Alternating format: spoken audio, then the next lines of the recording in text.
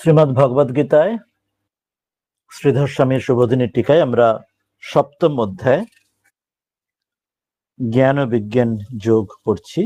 তাতে আমরা 23 নম্বর শ্লোক পর্যন্ত পড়েছি। আজকে আমরা 24 নম্বর শ্লোক থেকে শুরু করব। প্রথমে গীতা ধ্যানের আমরা মঙ্গলোচ্চারণের শ্লোকটি পড়ে নিই। ও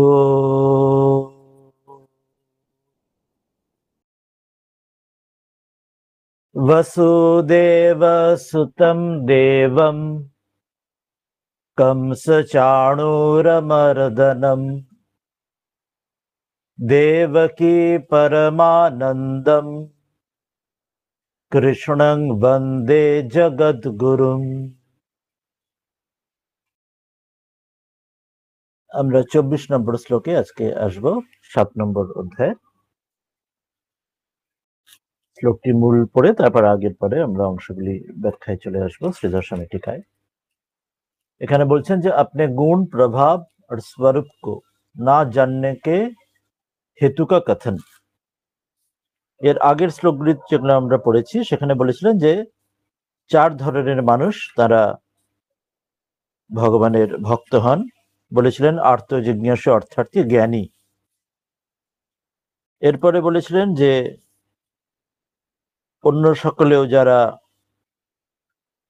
নিজ নিজ বিবেক যাদের জাগ্রত নয়, তারা যেমন যেমন তাকে ভগবানকে না ডেকে তারা ক্ষুদ্র ক্ষুদ্র ফল কামনা করে, যেগুলি বিনাশশীল, সেগুলি কামনা করে তেমন তেমন সেখানে ঈশ্বরকে না ডেকে নানা দেবতা যেখান থেকে যেটুকু ফল যা জীবনের তাদের লক্ষ্য প্রাপ্তির জন্য পাওয়া যায় তাকে কামনা করেন, এবং ভগবান তাদের সেই সেই যে শ্রদ্ধা, সেই সেই দেবতা শ্রদ্ধা দৃঢ় করেন। কিন্তু সেই ফলগুলি বিনাশশীল বলে তারা তাদের ততদূরই তাদের গতি হয়। কিন্তু যারা ঈশ্বরকে স্বয়ং ভজন করেন, ভক্তি করেন, সে আর্ত হলেও, অর্থার্থীর ফল কামনা করে হলেও, আর জ্ঞানী এবং জিজ্ঞাসা হলে তো বটেই, এক শেষে তার কাছে তো ধর্ম অর্থ কাম মোক্ষ দিয়ে। কিন্তু অন্যরা সেখানে নয়, তারা শুধু ক্ষুদ্র যেটুকু ফল চান সেটি ঈশ্বরের থেকে সেগুলি আসে, কিন্তু তারা ঈশ্বরকে না ডেকে তার জন্য তারা ছোট ছোট তাদের সীমিত তাদের কামনা বাসনা অনুযায়ী এবং সীমিত জায়গায় তাদের সেই প্রার্থনা প্রদান করে। যেরকম শ্রীরামকৃষ্ণ বলছেন, সেই ধানের মড়াইতে প্রচুর ধান ইত্যাদি খাবার বস্তু অনেক রয়েছে, তো ইঁদুর জানলে সেটি সম্পূর্ণ খোঁজ পেতে পারে।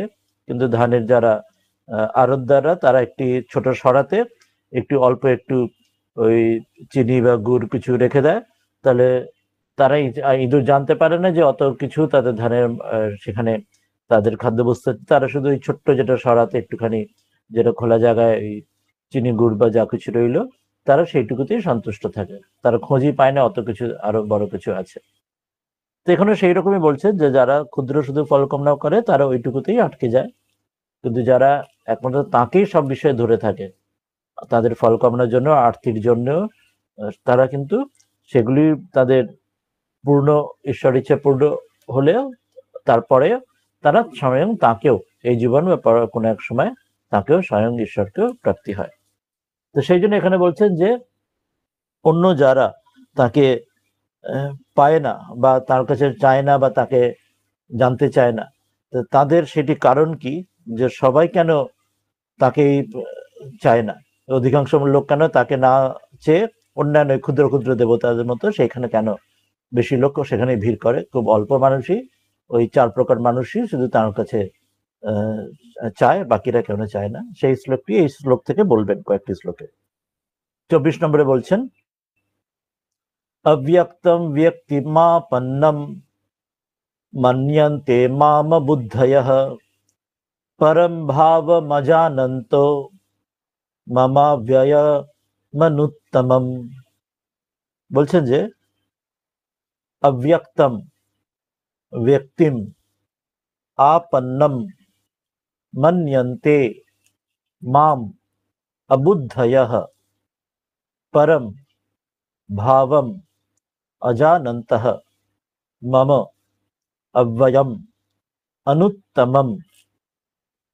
কি বিষয় বলছেন এখানে, যে বলছেন ऐसा होने पर भी सब मनुष्य मेरा भजन नहीं करते, इसका कारण ये है कि, সেই বিষয় বলছেন যে যে কেন সবাই তাকেই ভজনা করে তাদের নিজ জীবনকে সফল কেন করে না, যে অল্প মানুষই তাকে ভজন করে, কিন্তু অন্য কেন তাকে তাকে না চেয়ে ক্ষুদ্র ক্ষুদ্র জায়গায় তাদের নিজেদের কামনা বাসনা চরিতার্থ করতে কেন যায়।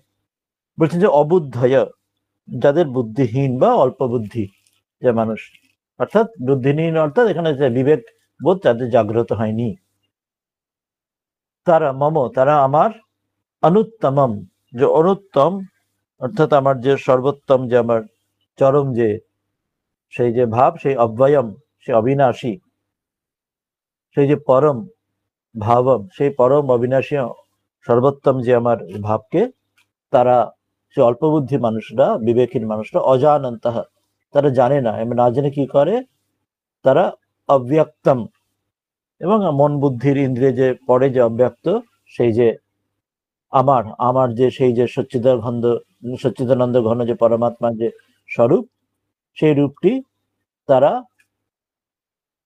ব্যক্তিম, তারা আমাকে সেটিকে না জেনে আমাকে মনুষ্য, অন্যান্য সাধারণ মানুষের মতো সাধারণ ভেবে, ব্যক্তি ভাব, আমাকে সাধারণ মানুষই ভেবে আপন্নম, সেটি প্রাপ্ত হয়ে মান্যন্তে, সেটি মানে। যেমন সেই কাহিনীতে আছে, শ্রীরামকৃষ্ণ কথামৃতে বলছেন যে রামচন্দ্রকে কয়েকজন ঋষি জানতেন, বাকিরা তাকে জানতেন যে তিনি দশরথের পুত্রপাত্র, তাকে সেই পরব্রহ্ম ঈশ্বর বলে তাকে জানতে পারেননি অনেক ঈশ্বর তখন। সব ক্ষেত্রেই অর্থাৎ তার কৃপা না হলে, তিনি দেখিয়ে না দিলে মানুষ জানতে পারে না। তো সেই বিষয়টা এখানে বলছেন যে বেশিরভাগ মানুষ আমাকে জানতে চিনতে পারে না বলে তারা এই ক্ষুদ্র ক্ষুদ্র জায়গাতেই আসক্ত হয়ে থাকে। সে ঠাকুরের ওই যেটি বললাম, যেটি সে ইঁদুরের যেন সে পুরো ধানের মড়াই সবকিছু খাদ্যবস্তুর খবর না পেয়ে সামান্য ছোট একটা সরাতে শুধু ওই বড়ি বা খই তাতে আসক্ত হয়ে থাকে। সেটি আমরা দেখবো এবার শ্রীধর স্বামী তার ব্যাখ্যাতে সেটি বিস্তার করে আসবেন। এখানে অনেক কিছু এখানে ওনার বলবেন বিষয় বস্তুর মধ্যে।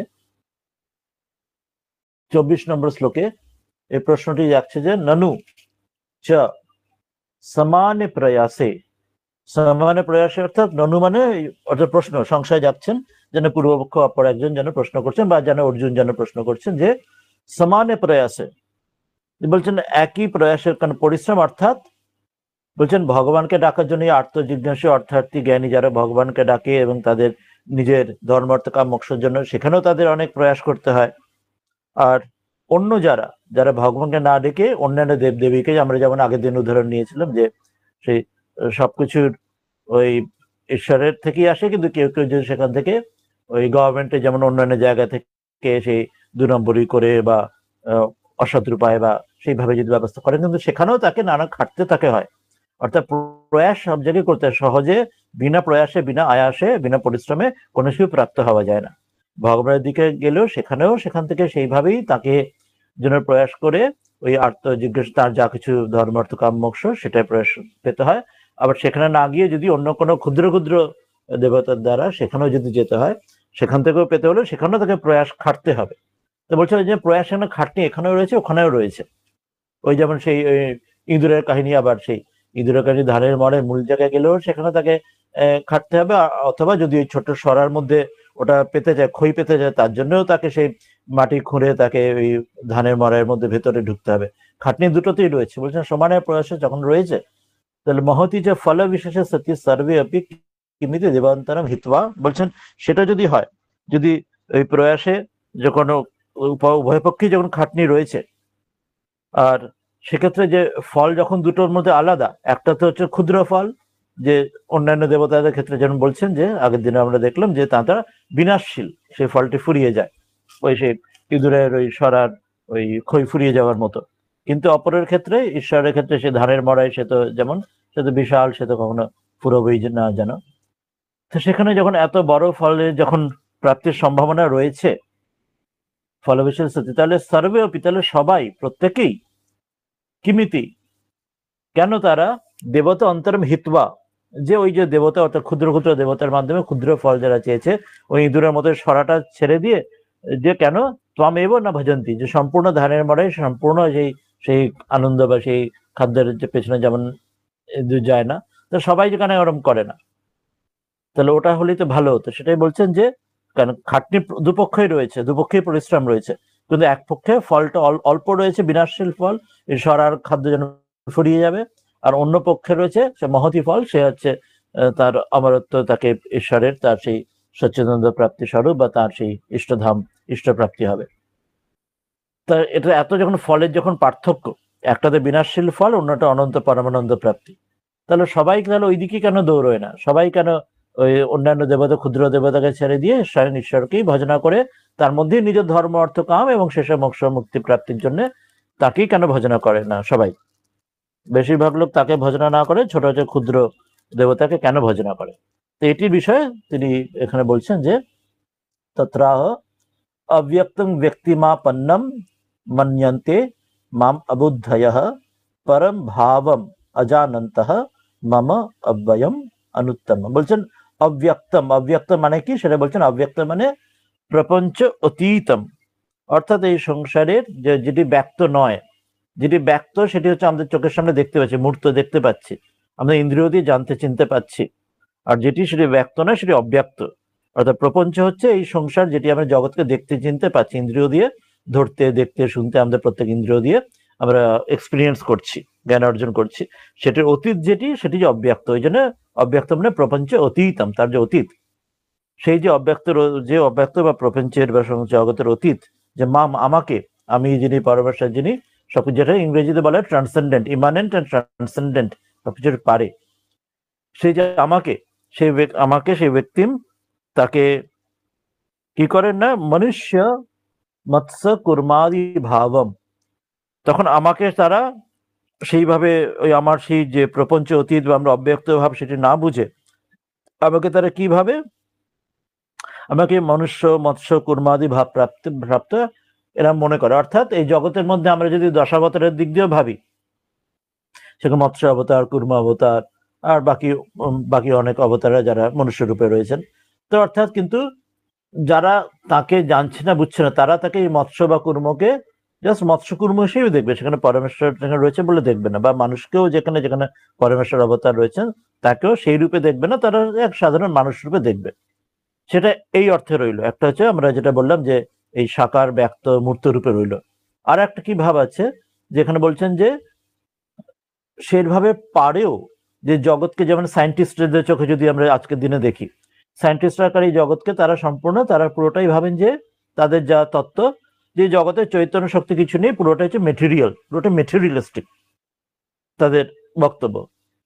অধিকাংশ যেমন ফিজিক্স ইত্যাদি তাদের সায়েন্টিস্টের বক্তব্য হচ্ছে সেখানে জাস্ট এই বিভিন্ন ফিজিক্সের বিভিন্ন অ্যাটম মলিকুল বা এই সবগুলোর মাধ্যমে কোনো চৈতন্য শক্তিগুলো সেগুলো নেই কিছু, ওই তার মাধ্যমেই ওই ফিজিক্সের যেই জাস্ট মেটেরিয়ালিস্টিক এই ম্যাটারের মাধ্যমেই এই বিগ ব্যাং থিওরি বা ইত্যাদি যা কিছুর মাধ্যমে এই জগৎ চলছে, এবং তার মাধ্যমে দিয়ে এই যা কিছু আমরা দেখতে পাচ্ছি রয়েছে।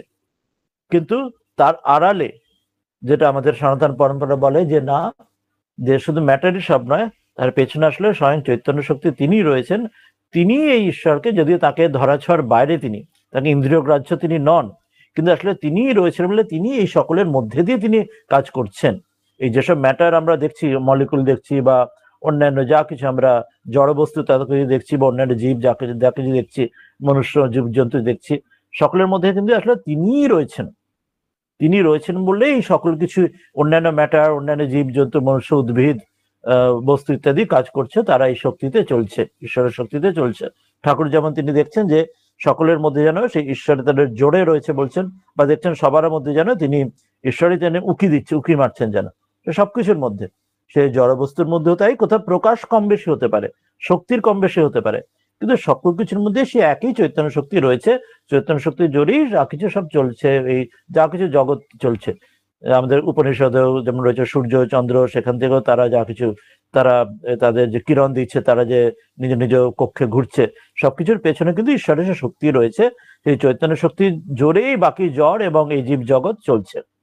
এটাও কিন্তু সায়েন্টিস্টরা আজকের দিনে তারা ভাববেন না, না তারা বলবেন না সব ম্যাটারই সবকিছু, ওই সব কিছু চৈতন্য ওইসব শক্তি মানি না, তারা ওই ফিজিক্স এর মাধ্যমে তারা বলতে চাইবেন বা কেমিস্ট্রি বলতে চাইবেন যে জড় জড় শক্তিতেই সবকিছু চলছে, ওই চৈতন্য শক্তি কিছু নেই। তো এই যে এখানে যেটা বললেন সেই জন্য বলছেন যে তারা অল্প বুদ্ধি যারা, তারা সবাই আমাকে মনুষ্য মৎস্য কুর্মাদি ভাব যারা প্রাপ্তম, সেটা অল্প বুদ্ধি মন্যন্তে, যারা বুদ্ধি যাদের কম অর্থাৎ যাদের বিবেক যাদের নেই, তারা আমাকে এরকম ভাবে। অর্থাৎ এই কথাটি দুদিক দিয়ে সত্য। একটা আমরা অবতার অর্থে যদি ভাবি যে অবতার তিনি এই দশাবতারের মতো মৎস্য কুর্ম বা মনুষ্য নানা রূপে অবতার গ্রহণ করেছেন, সেখানে অধিকাংশ মানুষ সেটাই যে পরমেশ্বর ভগবান যে এসছেন বোঝে না, তারা সাধারণ মানুষ বা সাধারণ মৎস্য সাধারণ কুর্ম সাধারণ এরকম এরগুলো ভাববে। কিন্তু যারা ভক্ত যারা, তারা ঈশ্বরের কৃপায় তারা জানছেন না সেটি সাধারণ নয়, যারা ঈশ্বর যাকে কৃপা করছেন জানছেন যে সেই মৎস্য বা কুর্ম বা এই সেই মনুষ্যের মধ্যে বা সেই যার যে অবতার এসছেন তার মধ্যে আসলে কিন্তু স্বয়ং পরমেশ্বরই খেলা করছেন, যে সাধারণ মানে তারা সাধারণ নয়। এটা হচ্ছে অবতারের তত্ত্বের দিক দিয়ে। আর আমরা যদি দেখি যে এই অমূর্ত তত্ত্ব দিয়ে যদি দেখি, যে যেটা আমরা এক্ষুনি বললাম যে সায়েন্টিস্টরা দিক দিয়ে, যে তারা যেখানে দেখছেন সকল সকল জগৎ একমাত্র মেটেরিয়াল, সেটা তারা অল্প বুদ্ধি, তার বিবেকের অভাবে তারা ম্যাটার শুধু দেখছে, তারা সেখানে চৈতন্য শক্তির প্রকাশ দেখছে বা জানছে না। কিন্তু এখানেও যারা জ্ঞানী, যারা ঈশ্বর যাদের সেটা সেই দৃষ্টি দিয়েছেন, কৃপা করেছেন, তারা কিন্তু দেখছেন যে এই জগৎ আসলে সেই চৈতন্য শক্তি ঈশ্বরই তিনি এর মধ্যে থেকে অব্যক্ত রূপে থেকে এই সমগ্র জীব জগৎ জড় বস্তু উদ্ভিদ গাছপালা জন্তু জানোয়ার পশু পক্ষী পাহাড় নদী সূর্য চন্দ্র সকলের মধ্যে কিন্তু সেই চৈতন্য শক্তি রয়েছে। সেগুলো কিন্তু জড় নয়, সেগুলো জড় রয়েছে কিন্তু সেগুলো নিজে নিজে সেগুলি করছে না, সে তার পেছনে চৈতন্য শক্তি রয়েছে বলে, ঈশ্বরের শক্তি রয়েছে বলে এগুলি কাজ করছে। এখানে এই দুই দিক দিয়ে এটা ভাবা যায়, ভক্তির দিক দিয়ে অবতারের তত্ত্বের দিক দিয়ে বা জ্ঞানের দিক দিয়ে, যেটা বললাম জেনারেলাইজ এই আজকে সায়েন্টিস্টের উদাহরণ সেইভাবে ভাবা যায়। তো সেটাই বলছেন যে এই ভাবটি অল্প বুদ্ধ যারা মন্যন্তে, তারা তাকে ওই তাকে বোঝে না এবং তারা ওই সাধারণ তাকে ওই জড় বা সাধারণ মনুষ্য মৎস্য কর্ম ইত্যাদি, সেটি যে তার মধ্যে যে তিনি আছেন, যে স্বয়ং মহামায়া বা তিনি পরমেশ্বর রয়েছেন, তারা জানছেন না বা চিনছেন না বুঝছেন না। তিনি কতভাবে কোথায় লীলা করেন সেটা তো তার, কিন্তু যতক্ষণ না তিনি কাউকে জানিয়ে দেন ততক্ষণ জানে না। ওই আর একটা উদাহরণ কথামৃতে রয়েছে, যে মহামায়া তিনি জন্মগ্রহণ করেছেন কোন এক সেই জমিদারের বাড়িতে। তিনি ছোট্ট তিনি সন্তান, তিনি তার পিতার কাছে ওই যাচ্ছেন, পিতার কাছে বোধহয় সেই কি চাইছেন, হাতে চুরি বা কিছু চাইছেন, কিছু কাহিনী রয়েছে কথামৃতে, যে তিনি তারপর অন্য একজনের কাছে গিয়ে যে চুরি বিক্রি করছে কাছের চুরি, তার কাছে গিয়ে নিয়ে তাকে বলছেন যে ওখানে তোমার ওটা রাখা আছে, তার টাকাটা রাখা আছে কুলিঙ্গিতে, ওখানে গিয়ে নিয়ে নাও। দিয়ে তারপরে তিনি গিয়ে তার লীলার সংবরণ করছেন সেই একটা দিঘির মধ্যে, এই পুকুরে ডুবে যাচ্ছেন। যে তখন যখন এই তার পিতা যিনি জমিদার তার খেয়াল হলো, তখন তিনি আসছেন, তখন আর তার সেই মেয়েকে ছোট্ট কন্যার সন্তানের আর দেখতে পাচ্ছে না, শুধু একটা সেই চুরি পরা হাত সেই দিঘির জল থেকে যেন উঠে একটু ওইটুকু যেন দেখা যাচ্ছে, তিনি সেই দিঘির জলের মধ্যে লীলার সংবরণ করছেন। তো সেই জন্য যে বলা যায় তিনি অনন্ত রূপে তিনি লীলা করেন। আমরা যে যে যেমন দশাবতার যেমন বলি, ভাগবতে সেরকম 24 অবতার বলা আছে, তার উপর বলা যায় অবতারই অসংখ্য। তিনি যখন যেভাবে সবকিছুর মধ্যে দিয়ে, যেমন সবকিছুর মধ্যে তিনিই আছেন, ঈশ্বর স্বয়ং জীব জগৎ রয়েছেন, সবকিছু তিনিই হয়েছেন। এবার কোথাও কোথাও তিনি তার বিশেষ প্রকাশ তিনি তার ইচ্ছা হলে লীলাতে তিনি ব্যক্ত করেন, কিন্তু এবং তার কৃপাতে যখন যাকে দেখতে জানতে দেন সেই তখন জানতে পারে। কিন্তু অল্প বুদ্ধি যারা, যাদের বিবেক বোধ হয়নি, তারা কিন্তু জানতে পারে না, তাকে অবতার বলে বোঝে না, বা অন্যান্য জায়গাতেও তারা সাধারণ মনুষ্য মৎস্য কুর্ম ইত্যাদি যে কোনো জগতে জড় বস্তুর ক্ষেত্রে সেই জড় হিসেবেই সেখানে ভেবে নেয়, সেখানে তার বেশি কিছু জানতে পারে না। যেমন প্রহ্লাদের ক্ষেত্রে, যেমন হিরণ্যকশিপু তিনি বলছেন যে পাথরের মধ্যে ওই পিলারের মধ্যে থামের মধ্যেও সে একটা জড় বস্তু থাম পাথর, তার মধ্যে ভগবান রয়েছে, প্রহ্লাদ জানছে হচ্ছে না। এরপর বলছেন যে তত্র হেতু, সেই কারণ কি, যে কেউ কেউ তাকে বোঝে কেউ কেউ বোঝে না। বলছেন যা মম পরম ভাব, আমার যে পরম যে ভাব যেটি, সেটি স্বরূপম অজানন্ত, আমার যে পরম ভাব, যে আমার যে স্বরূপ, আমার যে অব্যক্ত স্বরূপ নিত্য শুদ্ধ ভাব বুদ্ধমুক্ত যে স্বরূপকে, সেই স্বরূপকে জানে না, জানতে পারেনি। অল্প বুদ্ধি যারা, বিবেক বোধ যাদের জাগেনি, জাগ্রত হয়নি, তারা আমার স্বরূপকে জানতেই পারে না। এবার জানতে পারে না কারণ কথম ভূতম, কিরকম সেটা আরো ব্যাখ্যা করে বলছেন কথোপকথন কিরকম তারা জানতে পারে না, কি তোমার সেই স্বরূপটি? বলছেন না অব্যয়ম, আগে যেটা অব্যয়ম বললেন সেটি বলছেন অব্যয়ম অব্যক্তম, সেটি সেটি কোনোভাবে সেটি ব্যয় হয় না, অর্থাৎ কোনো ফুরিয়ে যায় না, সেটি নিত্য, কখনো শেষ হয় না, কোনোভাবেই সেটা ফুরিয়ে যায় না, শেষ হয় না। ওই জন্য অব্যয়ম মানে নিত্য, যার কোনো শেষ নেই। এবং সেটি কি বলছেন আরো ব্যাখ্যা করে বলছেন না, সেটি ন বিদ্যাতে উত্তম যস্মাৎ তম ভাবম। বলছেন অব্যয়ম নিত্য মানে কি, মানে যার থেকে না বিদ্যাতে আর কিছু নেই, কিরকম না উত্তম যস্মাৎ, যার থেকে উত্তম আর কিছু নেই, যার থেকে বেটার, যার থেকে হায়ার, যার থেকে গ্রেটার, যার আর কিছু নেই। ওই জন্য অনুত্তম এখানে বলছিলেন যে গ্রেটেস্ট যিনি বা বিগেস্ট বা হায়েস্ট, যার পর আর কিছু নেই। তা যে সেরকম বলছেন না বিদ্যাতে উত্তমে যস্মাৎ, যার থেকে উত্তম আর কিছু হয় না, উত্তম ভাব, সেই যে ভাব সর্বোচ্চ যেটি, সেই ভাবটি বলছেন অতঃ, সেই কারণে আমি যে পরমেশ্বর যে ঈশ্বর কি করেন না জগৎ রক্ষার্থম, জগতের রক্ষার জন্য, যেটা আগেও গীতাতে বলেছেন ধর্ম স্থাপনের জন্য, অধর্মের নাশের জন্য, কিন্তু সেটা জগৎ রক্ষার্থমটা যে তার যে সেটাও যে সেই অর্থে মূল নয়, সেটা তো মূল তো এক অর্থে বটে, তিনি ওই জন্য আসছেন বটে ধর্ম স্থাপনের জন্য, অধর্ম নাশের জন্য, কিন্তু সেটাও তার লীলা, সেটাও তার ছেলে খেলা, যে সেই নজরুলের গানে আছে খেলিছে বিশ্বলয় বিরাট আনো মনে, এখানে বলছেন সেটাও লীলয়া, লীলার দ্বারা, যে আমার এই জগৎকে রক্ষা করার জন্য আসছি বটে ধর্ম স্থাপন আর অধর্ম নাশের জন্য, কিন্তু সেটাও ছেলে খেলায়, আমি লীলাতে খেলা, খেলা ছেলে খেলার মতো লীলাতে খেলাতেই, সেটা কিরকম না লীলয়া আবিষ্কৃত নানা বিশুদ্ধ উর্জিত সত্ব মূর্তি,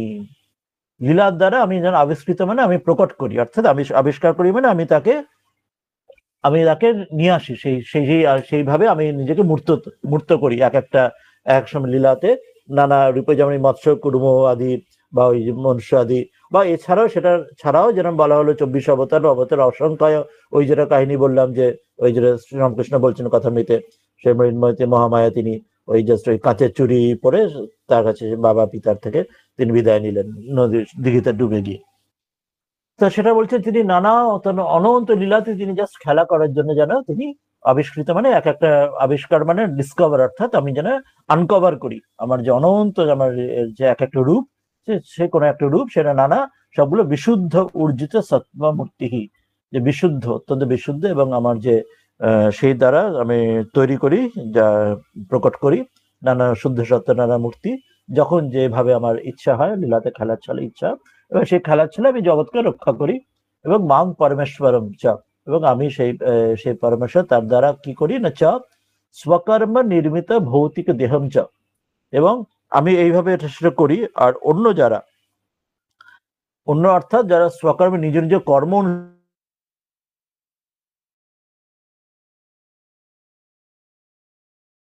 অর্থাৎ যেমন বা সেক্ষেত্রে অবতার বাদে যে অন্যান্য সকল মানুষের ক্ষেত্রে বা মানুষ বা জীব জন্তু বা যে কোনো ক্ষেত্রে জীবের ক্ষেত্রেই হোক, তারা নিজ নিজ ভৌতিক দেহ মানে পঞ্চভূতের দ্বারা স্বকর্ম নির্মিত, অর্থাৎ প্রত্যেকে নিজ নিজ প্রারব্ধ অনুযায়ী নিজ নিজ পূর্ব জন্ম অর্জিত কর্ম অনুযায়ী।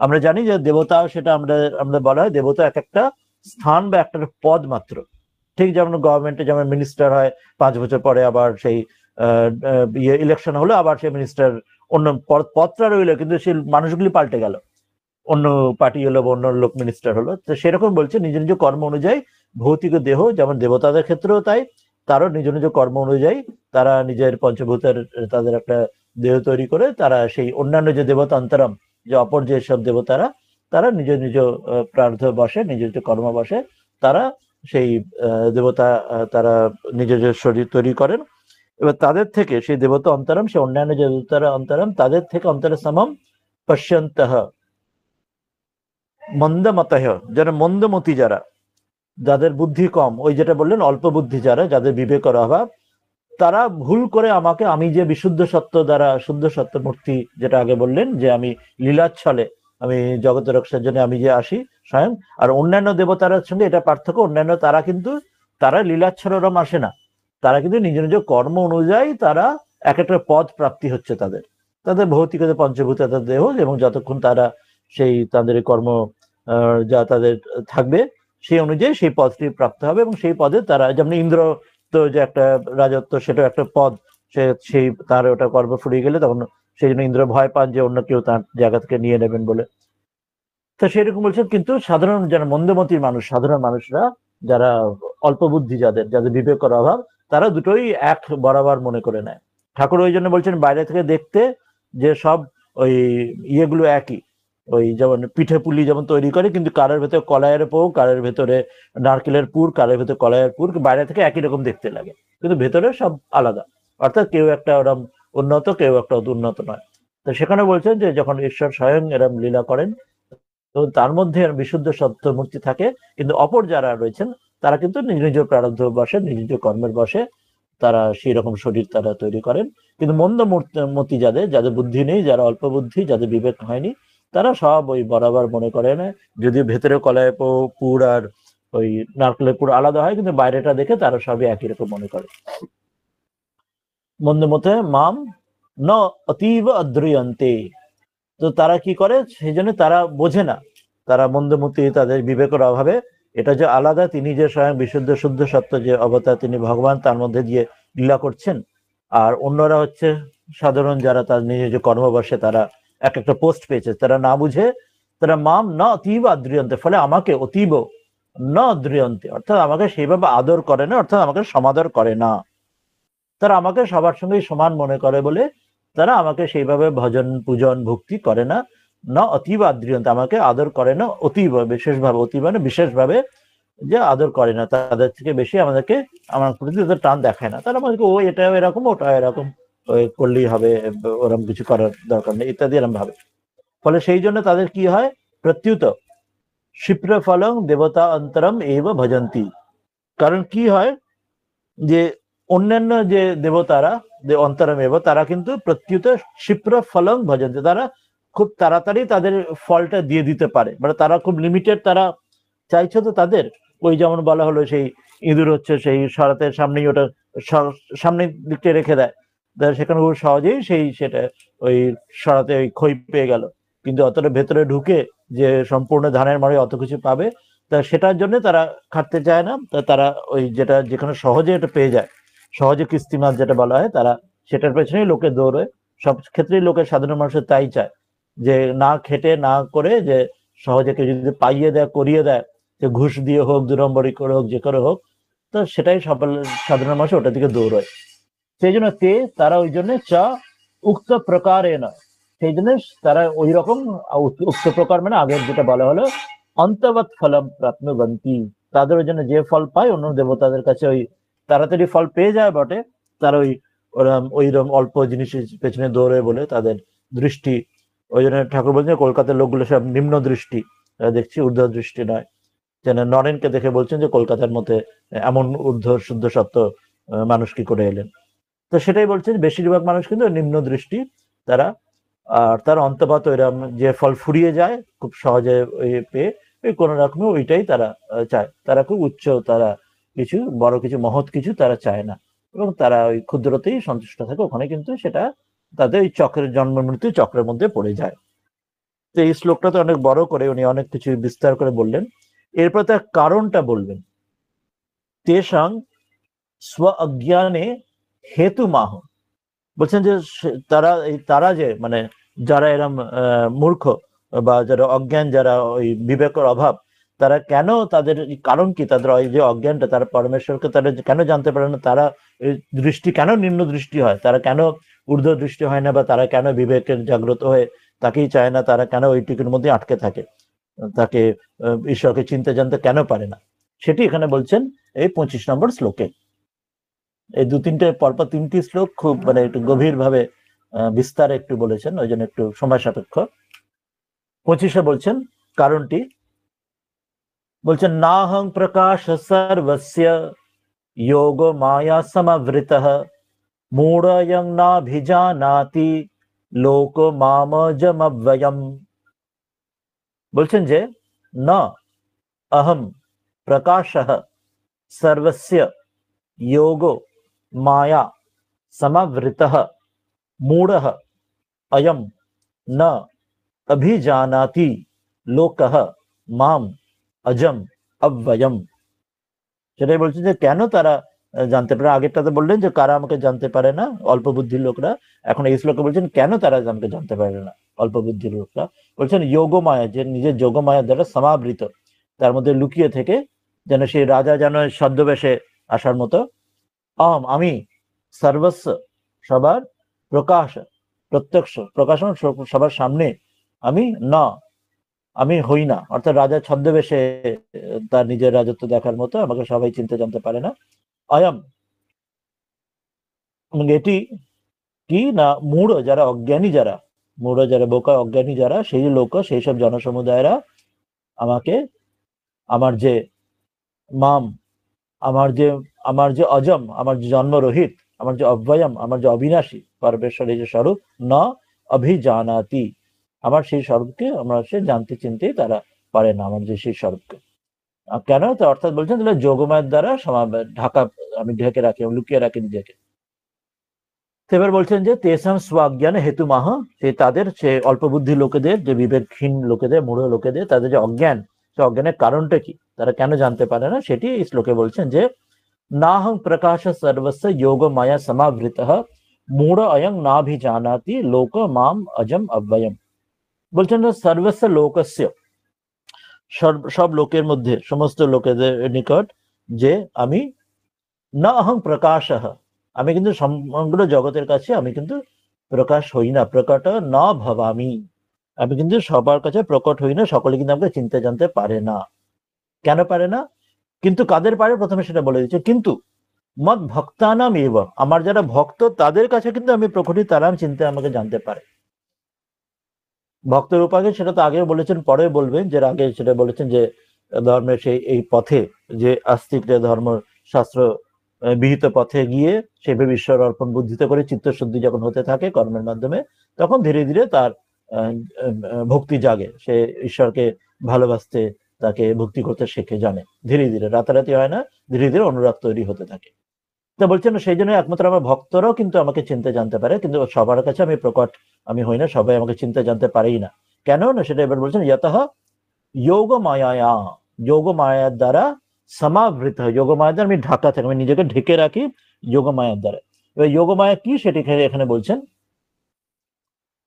যোগ যুক্তি, বলছেন যোগ যুক্তি কিরকম, যুক্তি কিরকম সেটা যুক্তি ব্যাখ্যা দিচ্ছেন না, যোগ যুক্তি जो मदीय, আমার কি না, আমার কোপি অচিন্ত্য প্রজ্ঞা বিলাস, সেটি আমার কিরকম, কোপি অচিন্ত্য, যে চিন্তা করা যায় না, অচিন্তনীয়, কোন রকম বুদ্ধির দ্বারা সে বুদ্ধি গ্রাহ্যই নয়, সেই রকম প্রজ্ঞা বিলাস, প্রজ্ঞা বিলাস সেই রকম আমার দ্বারা অনির্বচনীয়, অচিন্তনীয়, কোনোভাবে সে বুদ্ধিগ্রাহ্যই নয়।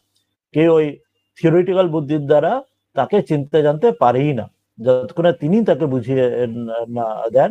সেই জন্য বলছে এখানে হিন্দিতে যে যোগ या युक्ति जो कि मेरा ही कोई एक অনির্বচনীয় এবং অচিন্ত প্রজ্ঞা বিলাস, যে যোগ বা যুক্ত যেখানে হচ্ছেন সে কিভাবে না, সেটি তার এক অচিন্তনীয়, সেটি এভাবে একটা শব্দ শুধু দিচ্ছেন, কিন্তু তার সেটা কোনোভাবেই সেটি অচিন্তনীয় এবং অনির্বচনীয়, সেটি কোনোভাবে সেটা বাক্যে প্রকাশ করাই যায় না, সেটা বাক্য মানে অগোচর, সবকিছু সেটি প্রকাশ করাই যায় না। সেই জন্যই সেটি, এবং মায়া, এবং সেটি তাকে মায়া বলা হয়। এবং সেই মায়া কিরকম না, তিনি অঘটমান ঘটনা চাতুর্যম, যে অঘটন, যেটি যে ঘটনা ঘটার নয় সেই রকম জিনিস ঘটিয়ে দেন, সেটা এমন তার চাতুরিতম, এমন তো সেরকম সে অঘটন পটিয়সী, এমন যেটা ঘটার নয় সেটি ঘটিয়ে দেন। অর্থাৎ যেমন আমরা ম্যাজিক যেমন দেখি, ম্যাজিকে মানুষকে দেখে দিচ্ছে, কেটে দুভাগ করে দিচ্ছে, ম্যাজিক দেখি, পিসি সরকার ম্যাজিক অন্য জায়গায়, কিন্তু জানি সত্যি সত্যি আসলেও কাটছে না, পরে আবার জোড়া দিয়ে দেখিয়ে দিচ্ছে, কিন্তু আমাদের চোখের সামনে প্রত্যক্ষ দেখছি। বারো সেই দেখান, সে একটা ট্রেন ভ্যানিস অদৃশ্য হয়ে গেল, বা তাজমহল অদৃশ্য হয়ে গেল, যে আমাদের মানে কোন রকম বুদ্ধিতে আমাদের আসেই না, যেটা যেটা কি করে চোখের সামনে এরম হতে পারে, কিন্তু সেটা তো অসম্ভব, কিন্তু বাস্তবিক যেন আমাদের চোখের সামনে এরম অবাস্তব যেন অসম্ভব জিনিস ঘটে দেখিয়ে দেন। তো সে মায়া বলছেন সেই রকম যেটা অচিন্ত, সেটা কোনোভাবে সেটি তার বিলাস, সেটি তার বিলাস, সেটা তার লীলা, তার ছেলে খালে, সেটা তার প্রজ্ঞা, তার জ্ঞানের, সেটা ছেলে খালে তো অচিন্তনীয়, সেটা তার যেটা ঘটনা ঘটে না বা ঘটার চিন্তায় ভাবা যায় না, সেটা তিনি ঘটিয়ে দেন, এরম চাতুর্যম, এরম চাতুরী তার। অনয়া সচ্ছন্ন, যে সচ্ছন্ন অর্থাৎ যে তার দ্বারা সে দ্বারা মানে সচ্ছন্ন মানে তার দ্বারা সে ঢাকা রয়েছে, যে যেমন সেই ঢেকে রাখে যে রাজার ছদ্মবেশে আসার মতো, তাকে ঢেকে রয়েছে তার দ্বারা, সে তার ওই মায়ার দ্বারা যোগমায়ার দ্বারা তিনি ঢাকা রয়েছেন বলে তিনি এটা অসম্ভবকেও তিনি অসম্ভব করে দেখিয়ে দিতে পারে, যেটা গৌণ বুদ্ধিতে আমাদের যা খাটে না সেটা তিনি করে দিতে পারেন একদম উল্টো। ওই জন্য ঢেকে রাখেন যোগমায়ার দ্বারা, সেই জন্য তাকে কেউ চিনতে জানতে পারে না তার ভক্তরা ছাড়া। অতএব মত স্বরূপ জ্ঞানে, আমার যে স্বরূপ, আমার যে নিত্য শুদ্ধ বুদ্ধিমুক্ত যে পরমেশ্বর যে আমার সত্তা, সেই সত্তাকে সেটা মূঢ়, তারা মোহিত হয়ে যায়, সেখানে মূঢ় থেকে যায়, সেখানে তারা বোকা বাড়িয়ে দিয়ে তাদের যেন সেরকম ভাবে তারা সান মূঢ় সান তার সেরকম রয়ে যান। অয়ম লোকাহ, এবং সেখানে এই লোকে যে আমার যে অজম অব্যয়ম চমাং না জানাতি, সেখানে আমার এই জগৎ আমি জানতেই পারে না, এই জগতে মূঢ় যারা, তারা সমগ্র সাধারণ সকল মানুষরা জীবেরা আমার যে অজম সত্তা, যে আমার জন্মরহিত, আমার যে অব্যয় যে সত্তা, যে আমি নিত্য শুদ্ধ আমার বুদ্ধিমুক্ত সত্তা, সেটা জানি না। তারা আমাকে ওই শরীর মন বুদ্ধির দ্বারাই মনুষ্য বা মৎস্য কুর্ম আদির এইসব সাধারণ যে পঞ্চভৌতিক দেহ মনে করে, বা আমরা অন্যদিকে বললাম এটা হচ্ছে অবতারের দৃষ্টিতে, ভক্তির দৃষ্টিতে।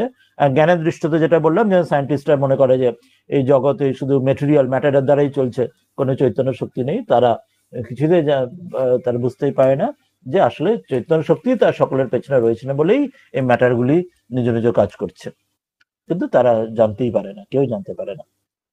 তা বলছেন যে সেই কারণে যোগমায়াতে তিনি ঢেকে রেখেছেন, একমাত্র ভক্ত ছাড়া কেউ তার রূপকে দেখতে জানতে পারেন না। সেই বিষয়টি আরেকবার করে বলছেন যে স্পষ্ট করে বলছেন এখানে যে এর পরে তিনি বলবেন যে কিভাবে ভক্তরা যারা তারা কি করে জানতে পারেন, সেটা পরের শ্লোক থেকে পরের অধ্যায়ে বলবেন, কিন্তু এখন ইন জেনারেল সেটা বলে দিচ্ছেন যে সেই জন্য তিনি যেহেতু সবাইকে তিনি যেহেতু ঈশ্বর পরমেশ্বর, তিনি সবাইকে জানতে পারেন, কিন্তু অন্যরা কেউ তাকে জানতে পারে না। সেটি দিয়ে এই বিষয়টি পুরো শেষ করছেন। বলছেন সর্বোত্তমম মত স্বরূপম অজানন্তঃ ইতি উক্তম, বলছেন যে আমার এই যে সর্বোত্তম এই যে স্বরূপ, আমার যে মত স্বরূপম এই যে স্বরূপের কথা আগে বললেন, সেটি অজানন্ত ইতি উক্তম, এই স্বরূপটি কেউ জানতেই পারে না, সেই বিষয়টি বলে এখন বলছেন যে তদ এব স্বস্য, সেই জন্য আমার যে স্বস্য সর্বোত্তম সর্বোত্তমত্বম, আমার যে সর্বোচ্চ এই যে আমার যে এই স্বরূপ, আমার যে পরমেশ্বর যে স্বরূপটি অনাবৃত জ্ঞান শক্তিত্বেন, তখন সেটি নিজ জ্ঞান শক্তিকে অনাবৃত করে, অর্থাৎ বলছেন যে দর্শয়ন অন্যেষাম অজ্ঞানম এবাহ, বলছেন অপরের সাধারণ সকল মানুষের তাদের ক্ষেত্রে অন্যেষাম অজ্ঞান, অপর সকল ব্যক্তির অজ্ঞান রয়েছে, তারা কিন্তু আমাকে কেউ অজ্ঞানের জন্য, তারা আমার যোগমায়া ঢাকা রয়েছে বলে তারা আমাকে কেউ দেখতে পাচ্ছে না, ওই জন্য বলছেন অন্যেষাম অপর সকলের অজ্ঞানম এবাহ, যে অপর সকলে অজ্ঞান রয়েছে, কেউ আমার যোগমায়ের ঢাকা দিয়ে ঢাকা রয়েছে বলে কেউ আমাকে দেখতে জানতে পারে না, কিন্তু আমি কিন্তু দেখতে পারি আমার যে জ্ঞান শক্তি পেনে অনাবৃত, যে আমার জ্ঞান শক্তি দ্বারা সে অনাবৃত করে সেই সর্বোত্তমকে আমি সকলকে জানতে পারছি, কিন্তু অপর কেউ আমাকে জানতে পারছে না, সেই বিষয়টা এই শ্লোকে বলবেন। আপনি উসি সর্বোত্তম ভাবকে অনাবৃত জ্ঞান শক্তিকে সম্পন্ন রূপে দেখাতে হবে, যে আমি আমার যে জ্ঞান শক্তি আমার মায়ার দ্বারা আমি সকলকে দেখতে চিনতে জানতে পারি, কিন্তু অপর কেউ আমাকে দেখতে চিনতে জানতে পারে না। ঠিক যেমন সে ঠাকুর বলছেন যে সাপের মুখে বিষ আছে, কিন্তু সেই বিষে সাপের কোনো ক্ষতি হয় না, কিন্তু যখন অপরের তাতে সে মরে যায়, তার যে ক্ষতি হয়, সেরকম হচ্ছে। অর্থাৎ তার যে তার যে যোগমায়া, সেটা দ্বারা তিনি ঢেকে থাকে, কিন্তু তাতে তার নিজের শক্তি কিছু তাতে কমে যায় না, তিনি সকল দেখতে পারেন, কিন্তু তার দ্বারা অপরের সব ঢাকা পড়ে যায়, অপরে জানতে পারেন। ঠিক যেমন ম্যাজিশিয়ান যখন ম্যাজিক দেখায়, সে অপর যারা ম্যাজিক দেখছে তারা সেই ম্যাজিকে সব উল্টা পাল্টা মেরে ফেলছে, কেটে ফেলছে, সব মনে হচ্ছে অদৃশ্য হচ্ছে দেখছে, কিন্তু যে ম্যাজিশিয়ান যিনি করছেন তিনি কিছু ওরম ভুলভাল দেখছেন না, তিনি কিন্তু জানছেন কিভাবে তার ম্যাজিকের ট্রিকটা কি আছে, কি কারণ করছে, তিনি কিন্তু তাতে মোহিত হচ্ছে না, তিনি কিন্তু এরকম ভুল দেখছেন না। কিন্তু সাধারণ মানুষরা যারা ম্যাজিক দেখ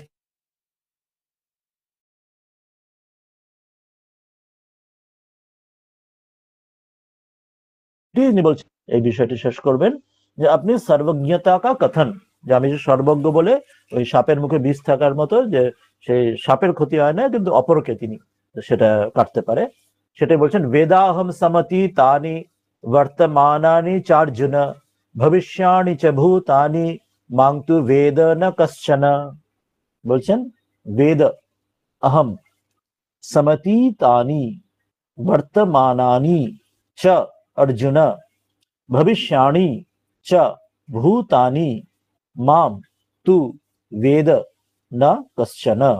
বলছেন অর্জুন, হে অর্জুন, समतीतानि, समतीतानि মানে এর আগে যে পূর্বে ব্যতীত হয়ে, যে আগে আমার অতীতের যা কিছু, আর চ বর্তমানে এখনো, আর কি না ভবিষ্যাণি, যে আগে যে ভবিষ্যতে হবে, অতীত বর্তমান ভবিষ্যৎ, তার ভূতানি সমগ্র ভূতগণে সমগ্র জগতে সবকিছু অহম আমি যে পরমেশ্বর, আমি কিন্তু বেদ, আমি কিন্তু জানি সবের, যে অতীত বর্তমান ভবিষ্যৎ সব আমি জানি।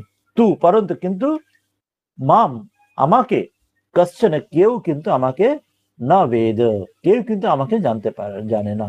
আমি সকলের সমগ্র জগতে অতীত বর্তমান ভবিষ্যৎ সব জানি, কিন্তু অন্য কেউ জানতে পারে না। কেউটা এখানে বলেছেন শ্রদ্ধা ভক্তি রহিত, অর্থাৎ যারা ভক্ত নয় তারা কিন্তু তার কিছু জানতে পারে না। সেটি এবার এখানে তিনি শ্রীধর স্বামী ব্যাখ্যায় বলছেন যে ওই বিষয়টি, যে সর্বোত্তমম, আমার যে সর্বোত্তম স্বরূপম, এই যে আমার যে সর্বোত্তম স্বরূপটি অজানন্ত, যে জানতে পারে না, সেটি ইতি উত্তম বলছেন। তদেব স্বস্য, সেই জন্য আমার যে সর্বোত্তমম, সর্বোত্তমত্বম, আমার যে সর্বোত্তম এই যে ভাব, পরমেশ্বর ভাব, সেটি অনাবৃত জ্ঞান শক্তিত্বেন, আমার জ্ঞান শক্তি যেহেতু অনাবৃত, সেটা আবৃত নয়, যেহেতু যেমন বলা হলো যে সাপ, সে বিষ নিজেকে কাটে না, সাপকে কাটে না, তো সেই রকম মায়া আমাকে মোহিত করতে পারে না, আমার যোগমায়া আমাকে মোহিত করে না। কিন্তু দর্শয়ন, আমাকে আমি দেখতে পারি, কিন্তু অন্যেষাম অজ্ঞানম এবাহ, কিন্তু অপরকে সে ঢেকে দেয়।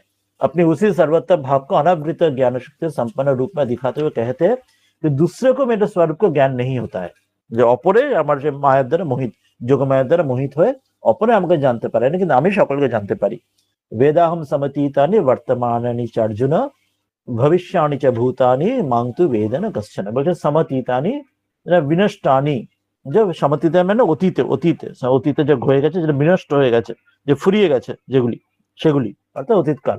বর্তমানে অর্থাৎ ভাবনী, এখন যে বর্তমান কাল, ভাবনী যা ঘটছে, ভাবনী চ ত্রিকালবর্তিনী, এরম ত্রিকালী, অতীত বর্তমান ভবিষ্যৎ, এই তিন কালে সবকিছু ত্রিকালবর্তিনী। ভূতানি, ভূতানি সমগ্র ভূতের, স্থাবর জঙ্গম সবকিছু, যে স্থাবর জঙ্গম, উদ্ভিদ, জড় বস্তু, পশু পাখি সবকিছু, পাথর ইত্যাদি জড় সবকিছু, স্থাবর জঙ্গম যা কিছু আছে, জঙ্গম মানে যা চলছে, স্থাবর মানে স্থবির, যেমন পাথর ইত্যাদি স্থবির, আর জঙ্গমার বা উদ্ভিদ যেমন স্থাবর, আর জঙ্গম মানে যা চলছে, পশু পক্ষী ইত্যাদি।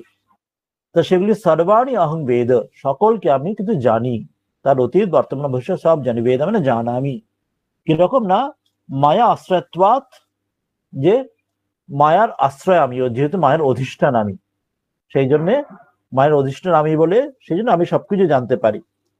কিন্তু আশ্রয়ত্বাৎ মম তস্য স্ব আশ্রয়, যে আমি তার, আমার যে আশ্রয়, সেই আশ্রয়কে, যে মায়া আমাকে, আমার আশ্রয় থাকে বলে, সে স্ব আশ্রয় মোহকত্বাৎ অভাবাত ইতি প্রসিদ্ধম, যে বলছেন যে সে কিন্তু, যে মায়া কিন্তু নিজের যে আশ্রয়কে, সে তাকে মোহিত করতে পারে না।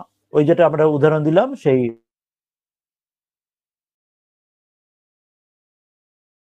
সাপের মুখে অপরকে কামড়ালে অপরের ক্ষতি হয়, তো সেরকম বলছে যে আমি যেহেতু মায়া আমাকে আশ্রয় করে থাকে, বা আমি মায়াকে, নিজেকে অর্থাৎ আমাকে মোহিত করতে পারে না, মোহিকত্বাৎ অভাবাতীতি প্রসিদ্ধম, আমাকে করতে পারে না, আমাকে কোনোভাবে, আমি মোহিত হই না। কিন্তু মাম তু না কোপি ব্যক্তি, কিন্তু আমাকে কেউ জানতে পারে না, কেন না মন মায়া মোহিতত্বাৎ, আমার মায়া তা অন্যদের মোহিত করে দেয়। যেহেতু মায়া, আমার যোগমায়া আমাকে আশ্রয় করে আছে বলে আমাকে মোহিত করতে পারে না, আমার জ্ঞান শক্তি অনাবৃত হয়ে থাকে, আমি সকলকে দেখতে জানতে পারি, অতীত বর্তমান ভবিষ্যৎ, কিন্তু আমার সেই মায়া অপরকে মোহিত করে দেয়, ফলে অন্যরা মোহিত হয়ে আমাকে কেউ জানতে পারে না। প্রসিদ্ধ আমি লোকে, এটা তো জানাই আছে লোকে, যেটা বললাম এই মিরাকল বা ওই ম্যাজিকের ক্ষেত্রে যেমন জানি, মায়া স্ব আশ্রয় অধীনত্বম অন্য মোহকত্বম চ, যে মায়া যেমন সে প্রত্যেক তাদের নিজ নিজ আশ্রয় তার অধীনেই থাকে, কিন্তু অন্যকে মোহিত করে। ওই যেরকম বলা হলো ম্যাজিশিয়ান যখন তার নানা ট্রিক, ইন্দ্রজাল যেমন দেখান, সেটি সেই ম্যাজিশিয়ানের, সেই ট্রিকের মধ্যে পিসি সহকারে ম্যাজিশিয়ানের মধ্যে থাকে, তাকে মোহিত করে না। কিন্তু তিনি যখন সেই ম্যাজিক ট্রিক ইন্দ্রজাল দেখান, অপর ব্যক্তিরা তাতে মোহিত হয়ে যায়। তারা যেমন দেখাচ্ছেন সেরকম হয়, কিন্তু তিনি কিন্তু তাকে ঠকাতে পারেন না। তিনি কিন্তু যা সত্য, যে বাস্তবিক, সেটাই কিন্তু দেখেন, কিন্তু অপরে তাকে মোহিত হয় ওই ম্যাজিকের অদ্ভুত সব বিষয় দেখে। তো এই বিষয়টি তিনি বললেন যে তার যোগমায়ের কারণে ভক্ত ছাড়া অন্যরা তাদের জ্ঞানচক্ষু তাদের উন্মিলন হয় না। এই বলে আজকে বিষয়টা শেষ করলেন।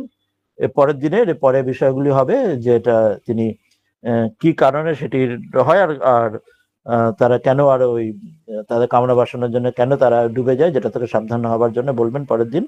এবং অন্য কারা তাদের কিন্তু যাদের এই পাপ দূর হয়ে তারা চিত্তশুদ্ধি যারা হয়েছে, তারা কিন্তু তাকে ঈশ্বরের স্বধর্ম তার পালনের দ্বারা, ঈশ্বরকে অর্পণের দ্বারা, চিত্তশুদ্ধির মাধ্যমে তাকে পেতে পারে। সেটি পরের দিনের শ্লোকগুলোতে বলবেন, এবং সেই পাওয়ার প্রক্রিয়ার কি কি কি জানতে পারেন সেটি তার পরের অধ্যায়ে বলবেন। আজকে 3টি শ্লোকে একটু বড় করেই ছিল অনেকটা, এটা দিয়ে আজকে আমরা শেষ করব। কোনো আলোচনা, কিছু প্রশ্ন থাকলে একটু শুনে আলোচনা করে নিতে পারি। আজকের বিষয়টা একটু কঠিন বা একটু জটিলের মতো একটু ছিল। কেউ কিছু বলতে চাইলে, কমেন্ট, সাজেশন, প্রশ্ন থাকলে করতে পারেন মাইক্রোফোন অন করে।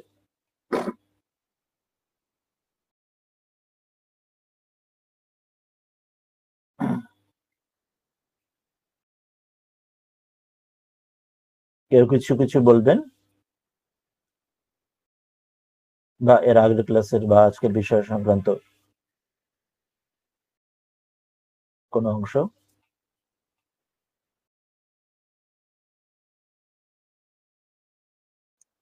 প্রণাম মহারাজজি। হ্যাঁ, বলুন বলুন। হ্যাঁ, এই 23 নম্বর শ্লোকটা যেটা পড়ালেন আপনি আর কি, হ্যাঁ, ওটার সেকেন্ড লাইনটা একটু আরেকবার একটু বলবেন, এই যে দেবান দেবায়ন। হ্যাঁ, 23 নম্বর। 23 তো আজকে তো আমরা 24, 25, 26 পড়লাম। সরি, 24 নম্বরের পরের লাইনটা আর কি। হ্যাঁ, 24 অব্যক্তার ওইটারই, হ্যাঁ, পরের হ্যাঁ লাইনটা পরম ভাব, ওই জায়গাটা। হ্যাঁ, 24 নম্বরে বলছেন, অব্যক্তম ব্যক্তি মাপন্নম মন্যন্তে মাম অবুদ্ধয়া পরম ভাবম অজানন্তঃ মম অব্যয়ম অনুত্তমম। অনুত্তমম মানে হচ্ছে আমার যে সর্বোচ্চ সর্বোচ্চ সর্বোত্তম সেই রূপটি, সেটি কিরম রূপ না, আমার পরম রূপ, পরম ভাব যে স্বরূপটি, সেটি অজানন্ত, সেটি জানতে পারে না। জানতে পারে না কারা? যে মম অব্যয়ম যে রূপটি। কারা বলছে? দুটো লাইন নিয়ে একসঙ্গে হচ্ছে। প্রথম লাইনে বলছেন আমার যে অব্যক্তং ব্যক্তি মাপন্নম, আমার যে অব্যক্ত এই যে রূপ, এই যে আমার স্বরূপটি, সেটি কারা জানতে পারে না? না, বলেছিলেন যে ব্যক্তিমাপন্না মন্যন্তে মাম অবুদ্ধয়া, যাদের বুদ্ধিহীন যারা বা অল্প বুদ্ধি যারা, বিবেকহীন যারা, তারা আমার এই যে অনুত্তম রূপটি, অনুত্তম সর্বোচ্চ এই যে রূপটি, সেই যে রূপটি অব্যয়, যেটা অবিনাশী, যেটা শেষ ফুরিয়ে যায় না, চিরকাল পরম, পরমেশ্বর যে রূপ, পরম ভাবটি, সেটি অজানন্ত, তারা জানতে পারে না। এবং না জানতে হয়ে তারা কি অব্যক্তম, যে আমার মন অব্যক্ত মানে যেটা ব্যক্ত হয় না, অর্থাৎ কি ব্যক্ত হয় না, মানে মন ইন্দ্রিয় দ্বারা যা কিছু এক্সপিরিয়েন্স করছি, যা দেখছি, অভিজ্ঞতা অর্জন করছি, সেগুলি ব্যক্ত। বলে যেটি আমরা দেখছি না, ইমানেন্ট নয়, যেটা ট্রান্সেন্ডেন্ট বলা হয়, সেটি মন বুদ্ধির পারে, ইন্দ্রিয়ের পারে, সেটি অব্যক্ত, ব্যক্ত নয় বলে আমরা দেখতে, জানতে, চিনতে পারছি না। কায় মনে বাক্য অগোচর। তো সেই যে আমার যে স্বরূপ, সে আমার যে সচ্চিদানন্দ ঘন স্বরূপকে, সেই তাকে তারা কি ভাবে না, ব্যক্তিম আপন্নম, তারা ভাবে যে সেটি সাধারণ, অতি সাধারণ, সেটি যে আমার যে ওই পরম সকলের পারে যে সত্তা, পরম সত্তা, চিনতে জানতে বুঝতে পারে না। এটা দুভাবে আমরা অর্থটা নেবো। এখানে যেমন এখানে বলেছেন, শ্রীধর স্বামী বললেন, একটা অর্থ হচ্ছে এই বিভিন্ন যে অবতার, যে মৎস্য কুর্ম আদি মনুষ্যাদি অবতার, যেমন সেই কথামৃত রয়েছে যে রামচন্দ্র যখন এলেন তখন দর্শন ঋষি তাকে জানলেন, বাকিরা তাকে ঈশ্বর বলে জানতে পারেনি। তারা বলছেন না দশরথের বেটা, এইটুকুই তারা জানছেন, কিন্তু বাকিরা জানতে পারছেন না। তো সেটা একটা অর্থে যেমন হচ্ছে, অর্থাৎ তার যে এই যে পরমেশ্বর যে স্বরূপ অবতার যখন আসেন, তাকে শুধু তিনি যাদের তাকে কৃপা করেন, তাদের ভক্ত, তারা শুধু চিনতে জানতে পারেন, অপররা জানতে পারেন না। তাকে সাধারণ, তাদের ব্যক্তি, সাধারণ মানুষ, দেহধারী মানুষই অপর সকল মানুষের মধ্যে মনে করে। এইটা একটা ভাব অবতারের তত্ত্বের দিক দিয়ে, ভক্তির দিক দিয়ে। আর একটা ভাব হচ্ছে জ্ঞানের দৃষ্টিতে, জ্ঞানের দৃষ্টিতে মানে আমি যেটা বললাম, আজকের দিনে যেমন সায়েন্টিস্টের চোখে অনেকে হবে, তারা যেমন সাধারণ যে তত্ত্ব, যেটা তথাকথিত মডার্ন সায়েন্স বিজ্ঞান যে মনে করে যে এই জগৎ যা কিছু রয়েছে এই বিগ ব্যাং এর মাধ্যমে উৎপন্ন হয়েছে, সবকিছু ম্যাটার, যা physics chemistry molecule electron proton যা কিছু আছে, এইগুলোর নানা রিয়াকশনের মাধ্যমে, নানা এনার্জির মাধ্যমে এই সমগ্র জগৎ এইসব চলছে, এত বিশ্ব ব্রহ্মাণ্ড চলছে।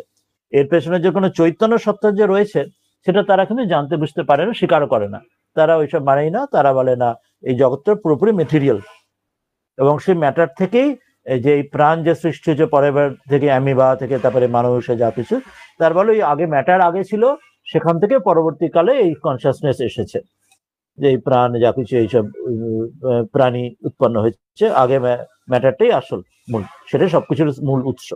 কিন্তু সেখানেও যারা এটা, কিন্তু সেখানে যখন জ্ঞানের দৃষ্টিতে যারা, তারা জানছেন যে আসলে সবকিছুর মধ্যে ঈশ্বরই রয়েছেন, তিনি পরমেশ্বর যে চৈতন্য শক্তি রয়েছেন, তিনি রয়েছেন বলেই এই সকল কিছু, এই জগৎ সম্পূর্ণ চলছে এবং জগতের ঈশ্বর ইচ্ছা সবকিছু চলছে। কিন্তু সাধারণ মানুষের মেটেরিয়ালিস্টিক যারা ব্যক্তি, যেমন সায়েন্টিস্টের মতো অনেকের ক্ষেত্রে, তারা ভাবে যে সবকিছুর মধ্যে ওই যে অব্যক্ত যে সত্তা সেটা মানবে না, বিশ্বাস ট্রান্সেন্ডেন্টাল যে সত্তা বিশ্বাস করবে না। তারা তাকে এই জগতের যেটা দেখছি আমরা, যে যা কিছু জড় বা জীব, তাকে সেরম সেটাই সর্বোচ্চ এবং সেটাই দ্য এন্ড রেজাল্ট, সেখানেই শুরু সেখানেই শেষ, সেটাই তারা ভাবে। অধিকাংশ মানুষ সেটাই ভাববে। অর্থাৎ দুই দিক দিয়ে এটা ব্যাখ্যা নেওয়া যায়। ভক্তির দৃষ্টিতে অবতার হিসেবে নেওয়া যায়, যে বিশেষ করে অবতারকে তারা জানতে চিনতে পারেন না, তারা সাধারণ মানুষ মনে করে। আর জ্ঞানের দৃষ্টিতে হলো, জ্ঞানী যখন জানছেন যে সবকিছুর মধ্যে ঈশ্বরই তিনি রয়েছেন, তারা খেলা করছেন। কিন্তু যারা মেটেরিয়ালিস্ট ভোগবাদী যারা মানুষ, যারা ওই বিবেক বুদ্ধিহীন যারা মানুষ, তারা কিন্তু জগৎকে মেটেরিয়ালিস্টিক বলেই মনে করে, তারা জগতে ম্যাটার বলেই মনে করে। জগৎকে যে তার পেছনে যে ঈশ্বরের শক্তি রয়েছে, চৈতন্য শক্তি রয়েছে, তারা জানতে চিনতে পারেন না। এটি বলা হলো এই শ্লোকটিতে। এটাই জানতে চেয়েছিলেন তো? হ্যাঁ, মানে তার পরের শ্লোকটায় তার মানে কারণটা বলা হচ্ছে এটার, কেন হ্যাঁ, জানতে এরপর কারণ পারেন। বলা হচ্ছে যে কেন তারা আচ্ছা আচ্ছা আচ্ছা। যে আচ্ছা, অবতারের ক্ষেত্রে যারা হ্যাঁ, কেন জানতে পারে না, পূর্ণ না হলে হুম, যোগমায়ের দ্বারা। আর জ্ঞানের হুম, দৃষ্টিতেও যদি ভাবি যে জ্ঞানী না হলে অজ্ঞানী যারা, তারা মেটেরিয়ালিস্টিক যারা ভোগবাদী, ভোগ সর্বস্ব যারা, আজকের পাশ্চাত্যের বা ওই মধ্যে যারা, তারাও কেন বিশ্বাস বা জানতে চিনতে পারেন না, বলে যোগমায়ের দ্বারা আমি ঢেকে রাখি, আমি সবাইকে জানতে দিই না, একমাত্র আমার ভক্ত যারা, তারাই শুধু আমার জানতে পারেন, এছাড়া অপর কেউ আমাকে জানতেই পারেন। কারণ তাদের যোগ্যতা নেই, তারা জানলেও, তারা চিনলেও বুঝবে না, বিশ্বাসও করবে না, তাদের সেই বোধ হয়নি। ঠাকুর যেমন একটা বলছে না, ঠাকুর যে ওই যতক্ষণ ওই দুধ দেখা একরকম, দুধ খাওয়া একরকম, দুধ খেলে সে স্বাদ বোঝা যায়। বা বলছেন যেমন, যে আর একটা ঠাকুর যেমন বলছেন যে খুব খুব তীব্রভাবে, যেমন ছোট ছেলেকে যেমন রমণ সুখ বোঝানো যায় না, তো সেই রকম বলছে। অর্থাৎ যে অধিকারী, যে যা কিছুর অধিকারী নয়, তাকে শুধু মুখের কথা বললেও সে সেটার অধিকারী না হলে সে বুঝবে, জানবে না। এখানেও যেমন ঠাকুরের ওই কথা যেমন ওরম বলছেন, এখানেও সেই রকম, যে অধিকারী নয়, যে ভক্ত যখন তার ভক্তি দ্বারা চিত্ত শুদ্ধি যার হয়নি, বা জ্ঞানের দৃষ্টিতে যার যখন চিত্তের মল রজতম যখন দূর হয়নি, সত্য শুদ্ধি যখন হয়নি, তাকে সামনে এলো, তা জানতে চিনবে, বলবে যতই হবে না, সময় না হলে হয় না, তাকে তৈরি হতে হবে, তার রিফাইনমেন্ট হতে হবে, তার কালচার হতে হবে, তবে সে চিনতে জানতে পারবে। সেই জন্য এই শ্লোকে বললেন 26-এ, যে আমি সকলকে জানতে পারি, কেউ আমাকে জানতে পারে না। কেউ এর মধ্যে কিন্তু ওই ভক্তরা জানতে পারে, সেটাই পরের শ্লোকগুলিতে আসবেন, পরের দিনে দেখবো যে কেন জানতে পারে না, তারা কামনা বাসনা ডুবে থাকে, সেটা প্রথমে বলবেন। তারপর বলছেন যারা বিভিন্ন পুণ্য কর্মের দ্বারা, চিত্তশুদ্ধির দ্বারা, যাদের মনের পাপ অর্থাৎ রজতম দূর হয়েছে, তারা কিন্তু আমাকে জানতে পারে, ভজনা করেন। এবং কি করে তারা জানতে পারেন, তারা এবং আমাকেও কি করে পেতে পারেন, সেটা তিনি এই অধ্যায়ের শেষ 2-3টা শ্লোকে বলবেন, এবং পাওয়ার প্রক্রিয়াটা পরের অধ্যায়ে বলবেন, লাস্ট যে একটা শ্লোক এবং নেক্সট অধ্যায় সেটা জানাবেন। এটি খুব হ্যাঁ সিস্টেমিক ভাবে, মহারাজজি, স্টেপ বাই স্টেপ তিনি বলছেন, হুম, খুব অসাধারণ ভাবে এখানে বলছেন। হ্যাঁ হ্যাঁ ক্লিয়ার মহারাজজি, হ্যাঁ, প্রণাম। হ্যাঁ। আর কোনো প্রশ্ন থাকবে? না হলে আজকে আমরা শেষ করবো। আজকে বিষয়টা একটু বললাম, একটু জটিল বা একটু তুলনামূলক ভাবে একটু অনেকটা গভীর তত্ত্ব ছিল। তাহলে আমরা শেষ করি আজকের এই গীতা ধ্যানের অপর শ্লোকটি দিয়ে, আর কোনো আলোচনা প্রশ্ন না থাকলে। ও